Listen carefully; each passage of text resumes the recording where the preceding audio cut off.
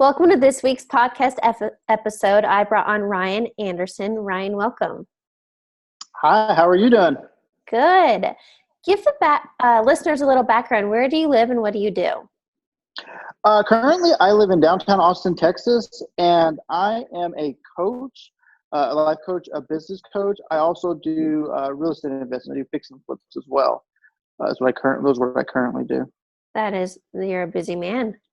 I am. It's better than sitting at home and doing nothing all day, right? Right.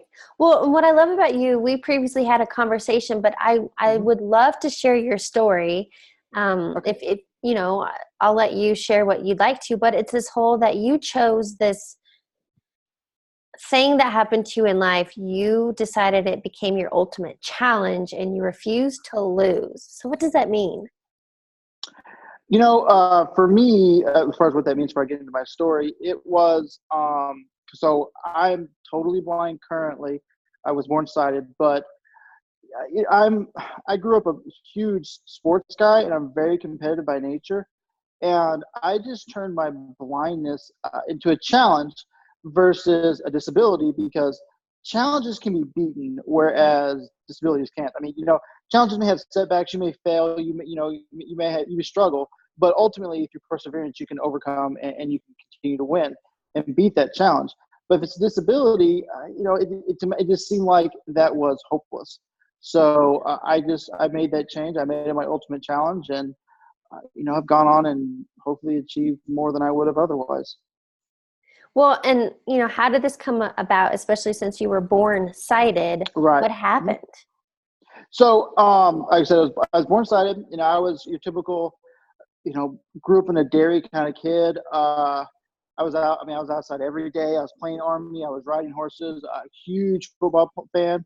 My dream was to be an NFL quarterback. I mean, I'm out there.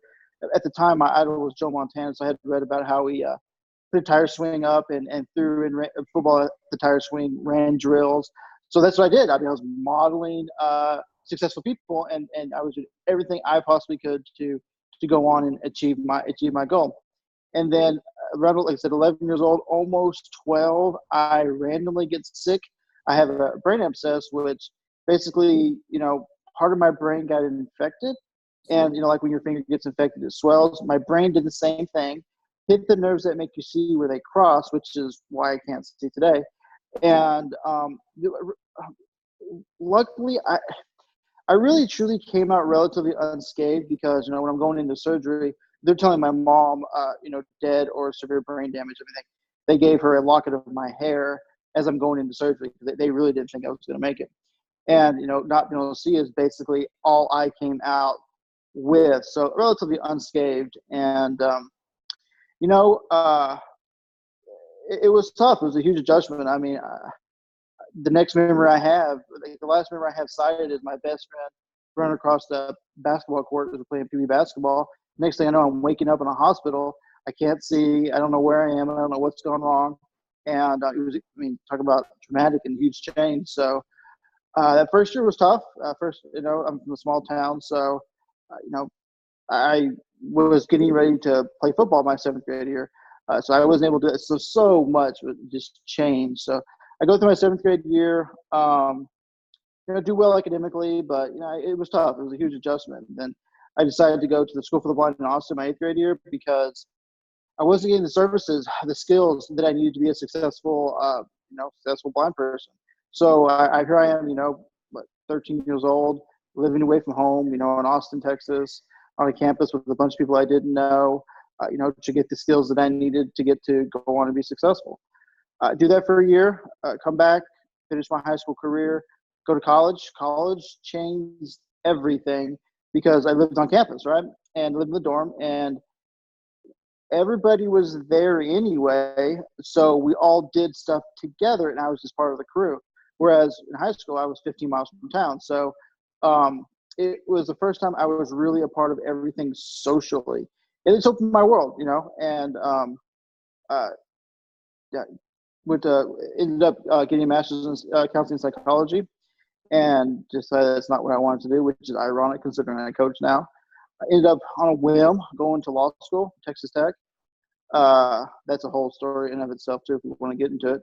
And then passed Texas bar, still a member of the Texas bar, even though I don't practice. And, did that for a year, didn't enjoy it, and started thinking, what do I want to do that I don't have to sit behind a desk all day and research and write? And so I got started investing in the fix and flips. And then, like all good business people, I started educating myself on business. And through educating myself, it was like, time I put all this education to use. And so I started coaching. So a lot of my clients are business clients, but I also do other things as well. So it's kind of a brief little summary of who I am and that kind of stuff. I think with that, there's so much to talk about. And I mean, I have some basic questions. So for me, Yeah. because I don't know what it's like to be in your shoes, but you're on this Mm-hmm. interview and I can see you. And so Right. is it totally black to you? Is it It just is. blurred Mm-hmm. out? Oh, It's totally weird. black. For me, it's totally black. But so, like I said, my nerves were pinched, and that's why they were damaged essentially. But I don't think they were like severed, because for me, it's black with these constant little boxes that are always coming in, which I'm pretty sure are nerve impulses that are just not being decoded the right way, because there's so few of them. And unless I focus on them, like anything, you ignore them. But yeah, essentially, it's pretty much black. So. Yeah, and then you did share with me your college experience going through law school, and I would love for you to touch on that because, I mean, you've gone through some, I would think, hell, right? Like you Yeah, yeah, talk about yeah. overcoming obstacles and perseverance, and like Right. where did this inner drive come from? So you want the law school story first? You want me to answer that question first? Law school story. Okay, okay. So, law school. Like I said, I went on a whim. Decided to go to law school on a whim. I literally decided to do it. Studied for the LSAT maybe 3 or 4 times. Took it. It was not well planned.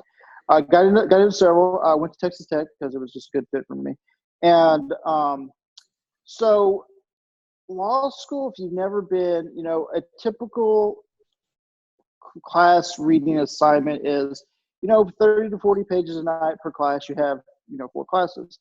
Well, I do all my reading through the screen reading program at my computer, and so I needed my books in a digital format.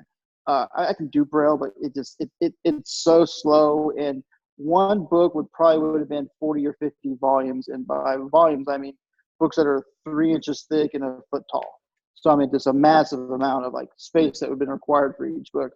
And so I couldn't get my books from the publishers because they were worried about me giving them away for free in a digital format to all the classmates.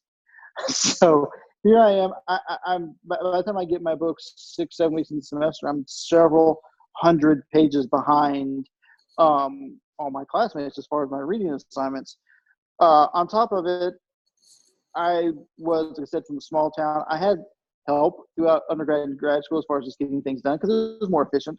And I decided to not only do I go to law school on a whim, but I barely know how to run a computer because the technology at the time was just good enough to kind of hang yourself with. So I wasn't real great with technology like I should have been. So I don't have books that I can read. I'm trying to figure out exactly how to navigate the internet for the first time, how to do Windows and Word, and all that stuff that I should have been, how to do years before that. It was suggested to me that I should take one less class, but I'm like, I got this, no big deal. I made straight A's through grad and undergrad. I can do this. So I just take one less class, and so the other part about law school that was different is you have almost every class is one test. That's your grade at the end of the semester, and it suggested that you start studying 6 weeks out. Well, it's actually, believe it or not, the one piece of advice I listened to. And so I started studying 6 weeks out with my assistants. The problem was my assistants were law students as well. So they were busy at the exact same time I was busy. And through no fault of their own, I just couldn't get enough time with them. And all that stuff kind of compiled. And I ended up failing out of law school my first year just because I didn't listen. I was unprepared. And yeah, it was a huge blow. I mean, I had never failed anything academically before, but and I really at this point in time didn't want to be a lawyer, but I knew as a person who couldn't see, having a law degree always made me employable. I would always be able to find a really good job. So I was like, I'm going to finish this. Plus, he goes back to my competitiveness. I was like, I'm not going to let this beat me. So I regrouped that summer. I took the summer off. I regrouped, figured it out, and basically started with a new plan. And I did take one less class mostly because the school made me, but I needed to anyway that first year. I had three options. I should get to this too, by the way. I had three options. I could either start where I was, start back up where I was, but I had one semester to get my GPA to a 2.0. I could start over completely. My record would show that I had taken classes before, but there would be no grades, or I could quit. Well, I wanted to start where I was and try to get my GPA to 2.0. The faculty voted against that, voted for me to start over completely, which was the best thing I could. I couldn't have gotten my GPA up there mathematically. They knew that. So I started over, new plan. We started getting my books, 6 weeks before the previous semester even ended to make sure they were there on time. Assistance-wise, I started studying a month into the semester. That way I was prepared. When it got down to the last 6 weeks, I didn't need people helping me study as much as I did.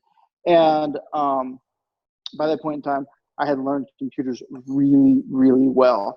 So I hit with a new game plan and went on and not only passed law school, but passed the bar the first time, Texas bar, which is one of the 3 toughest bars in the nation the first time. So, it was an amazing growth time.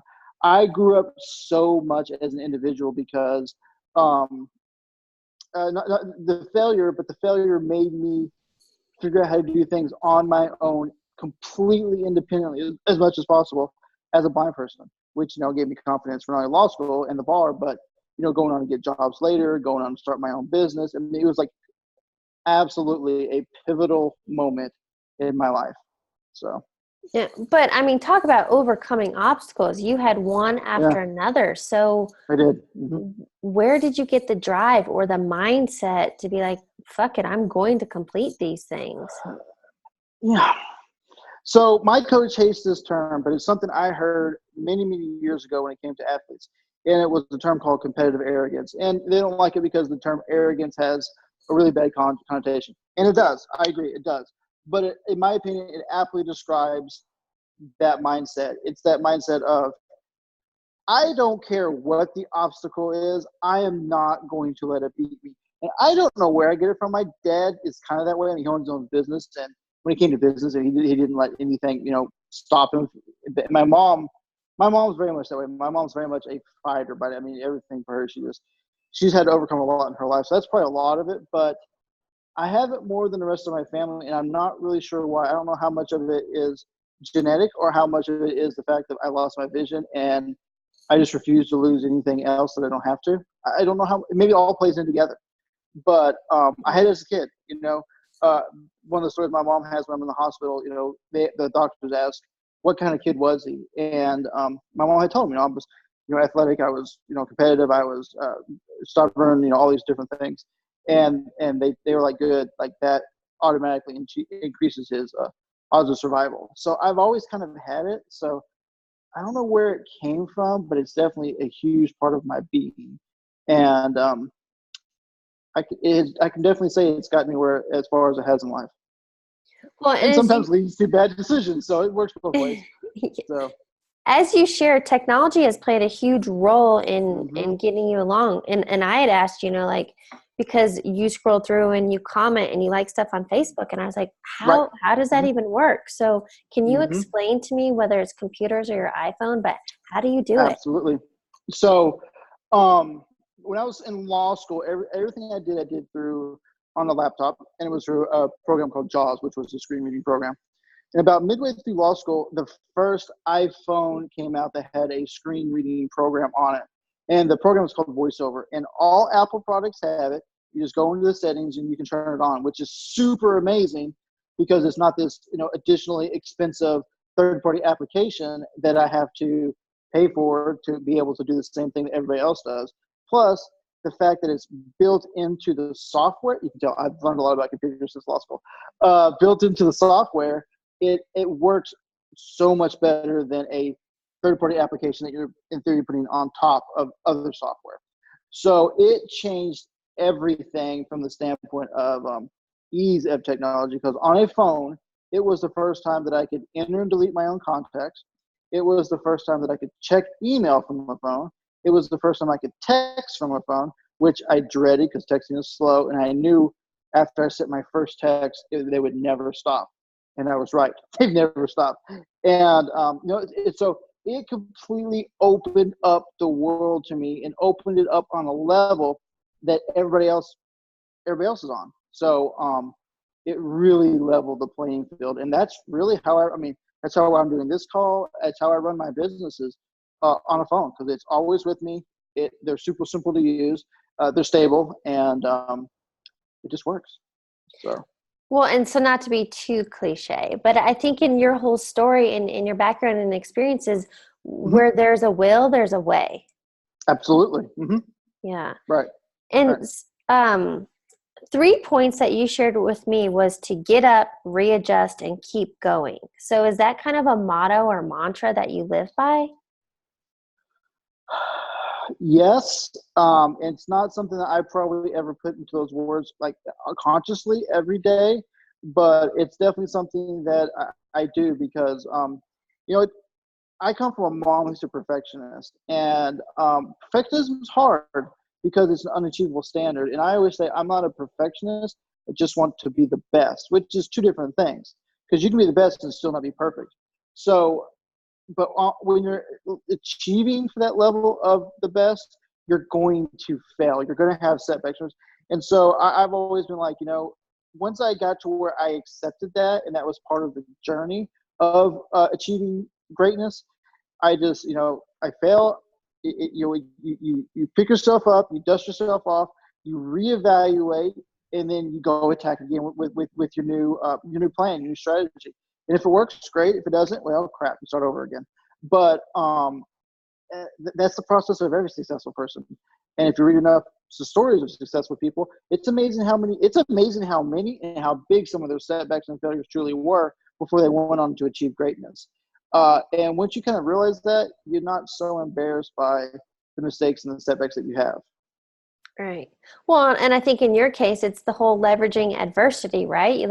I think Right. you take what you're given and then you make the most of it. And you, I think, Right. have far exceeded probably any expectations.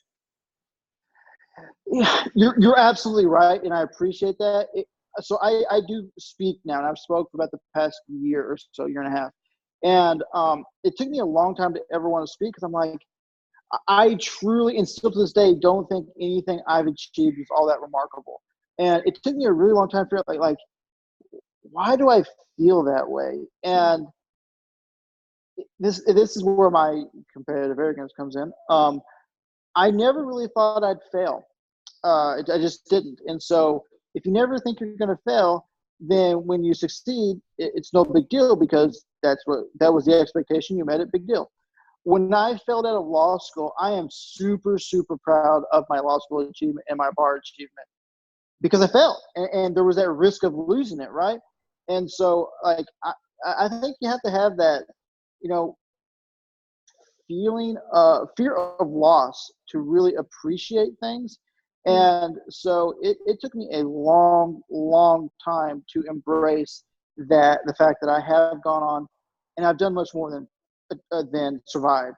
I really have gone on and thrived. And it's something I had to come to grips with, as odd as that sounds to say.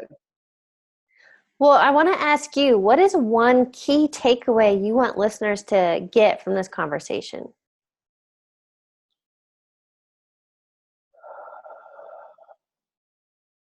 Really, the key to success in life is your mindset. It really is how you evaluate situations. It's how you label situations. It's the terms you put on it. It's the way you look at it. I mean, like back to the original question. I could have said it was a disability and I can't do it, versus this is a challenge, a huge challenge in my life that I'll be dealing with, as long as I'm blind. And, it's something that I will present daily challenges that I can overcome. Like, the fact that I can overcome them is huge, because, that automatically means, okay, let's look for solutions. Let's keep trying. versus, looking at it as a helpless situation. Mhm. So looking at or helpless or hopeless situation, look really look at the way that you're thinking about things in your life. Look at the words that you're using in, like when you talk about self-talk, the words that you're using to describe the things in your life, because by just changing a few of those, as simple as it sounds, really, it's amazing how when you look at something as a challenge, solutions abound. When you look at it as a hopeless, I can never overcome this, you never even try to find those solutions, because why try something that you can never overcome? So that would be my biggest thing. Really look at how you're viewing the world, your self-talk, and make sure that it's allowing you to come up with solutions. Well, what I love about you, Ryan, is that you are literally the prime example of choosing to be a victim or victor. And I love the Right. light. I love the mindset. I love your perseverance and achievement. And I Thank you. think, because you don't feel that you've accomplished that much, I feel that we are our own worst critic, right? And I can relate to Absolutely. you. Hmm. I relate to you because I've done things Hmm. and I don't think they're that big of a deal, and other people applaud me. And I guess Hmm. at the same time, though, maybe it's our mindset, and we have such a high level of, we hold ourselves so high of expectations Hmm. of what we will Right. accomplish that. Right. So I guess my advice to you is it's okay to give yourself a pat on the back. Yes, and I agree. And I've had to learn that. I've had to learn and accept and embrace that, because I didn't for the most of my life. I didn't. So, and that's hugely important. Acknowledgement of success is hugely important, because if you never acknowledge it, you don't appreciate the journey. And Mhm. the reality is, almost your entire life is spent on the journey. You have goal accomplishment along the way, but Yeah, those are brief, those are small. If you're ambitious, you just go on and set a new goal. So most of your life is going to be on the journey. So I had to learn to embrace that and um, appreciate the journey, appreciate the struggles and successes along the way, because if you don't, you're going to be miserable since that's the majority of your life. for sure. What I would like to do to wrap up this interview, I have a few rapid fire questions for you. Okay. And the first is, what is a quote or motto that you live by? Be bold in everything you do. Hmm, You're definitely living that. Thanks. What is a book you're currently reading or have read and that you highly recommend? I know this should be like a business book that I recommend, right? Or I'm reading. I do read business books occasionally. Right now, I'm in the middle of a highly nerdy sci-fi series, and it is the Monster Hunter memoirs, which is a series within the Monster Hunter files.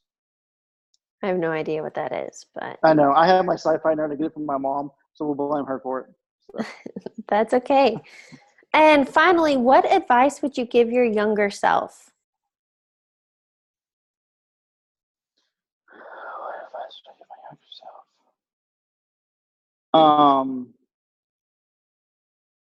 That is a really good question. And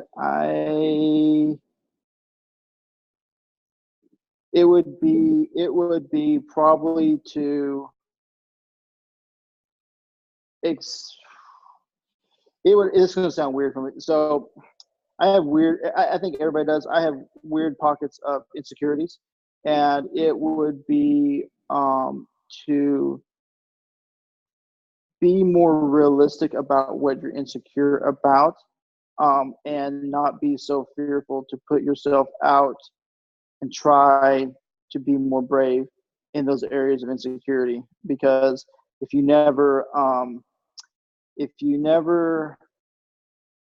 push yourself beyond that comfort zone, you'll never overcome those insecurities. For sure. So is what you're saying is to embrace them, be aware of them and embrace them? uh, and it depends on how you define embrace. To me, it'd be aware of them, find out which ones you think are holding you back in areas of your life that you want to be successful in or that you want to achieve, and then and then go out and do things to basically become that person that you want to become, and get out of that comfort zone, and basically reestablish a new comfort zone. Because once you have a new comfort zone, then you've just raised your bar tremendously. So it's more that, depending, like I said, on how you meant that one word.